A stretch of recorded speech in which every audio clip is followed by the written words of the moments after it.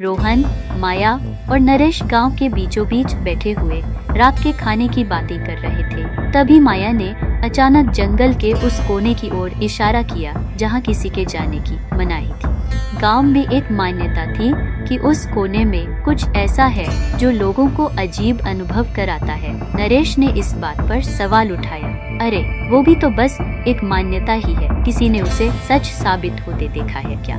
माया ने उसकी बात का समर्थन करते हुए कहा, भैया क्यों न हम आज उस रहस्यमयी जगह को जानने जाएं। रोहन ने पहले तो मना किया, पर उनकी जिज्ञासा को देखकर आखिरकार उसने हामी भर दी। तीनों रात के अंधेरे में जंगल की ओर चल पड़े।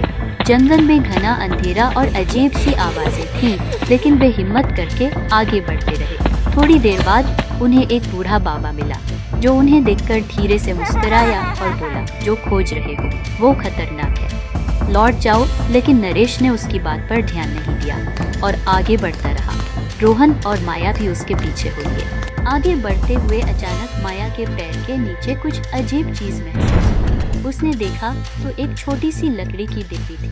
नरेश ने वह डिब्बी खोलते ही जोर से चिल्ला दिया। उसमें एक काला पत्थर था। बाबा ने उन्हें बताया कि वह पत्थर एक अभिशापित चीज है और जो उसे छूता है उसे भयावह सपने आते हैं। नरेश ने पत्थर को वापस रखने का प्रयास किया, लेकिन तभी जंगल में हलचल बढ़ गई। अचानक एक अजीब सी आवाज जंगल में गूंज उठी, जैसे कोई उनके पास आ रहा हो। चारों तरफ पेड़ों की सरसराहट और झींगुरों की तेज आवाज ने माहौल को और डरावना बना दिया। तभी बूढ़ा बाबा गंभीर स्वर में बोला, अब वक्त नहीं है, जो कुछ भी देखोगे वो तुम्हारे भीतर का डर ही होगा।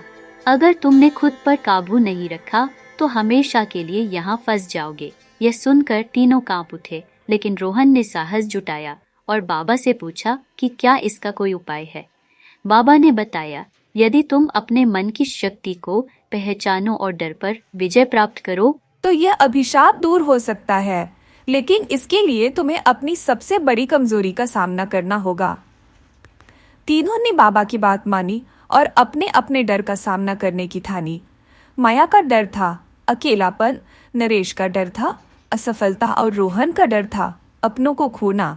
तीनों ने अपनी अपनी कमजोरियों को समझा और उनसे बाहर निकलने का संकल्प लिया। धीरे धीरे वे अपने डर पर काबू पाने लगे और आखिरकार उस काले पत्थर का असर कम होने लगा। जंगल का माहौल भी शांत होने लगा। बूढ़ा बाबा ने उन्हें आशीर्वाद देते हुए कहा, सच्चा साहस वही है जो अपने भीतर के डर पर विजय प्राप्त करे। इस पत्थर ने तुम्हें वही सिखाया। तीनों ने बाबा का आभार व्यक्त किया और वापस गांव लौट आए। उन्होंने समझ लिया कि जीवन में सबसे बड़ी लड़ाई खुद से होती है।